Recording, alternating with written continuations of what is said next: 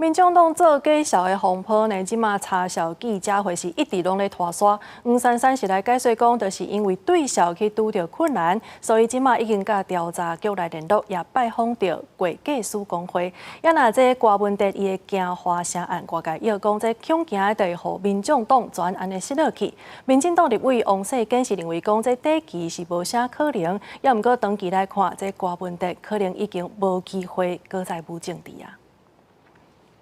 民众党政治现金假销风波一直滚假，迄时阵的关警办总干事立委黄珊珊扛起责任，负起善后查销。毋但外界质疑救援兼裁判，加上查销记者会已经停真侪天，黄珊珊自三承认对销过程面临困难。手头即卖影本无够清楚，爱向调查局复现正本。没有开记者会，主要是因为我们对这样的相关的凭证，大部分全部正本都在调查局，所以我们今天会去跟调查局这边把正本印回来，我们再做进一步的比对。所以这个记者会，只要我们有进一步的结果，我们就会来跟大家公布。我会留到所有的补证完整为止。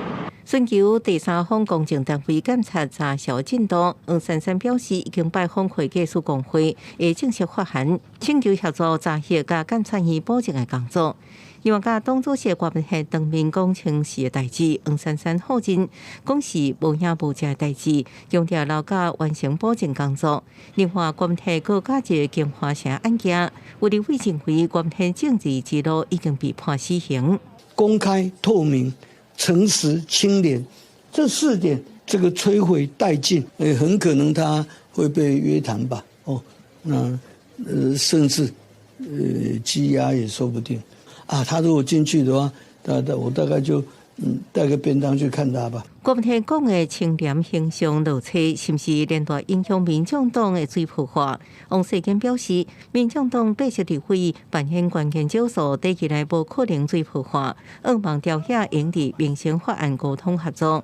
另外，郭文德恐惊面临约谈，王世坚发声勇敢面对。若郭文德被羁押，伊会早便当去探视。记者综合报道。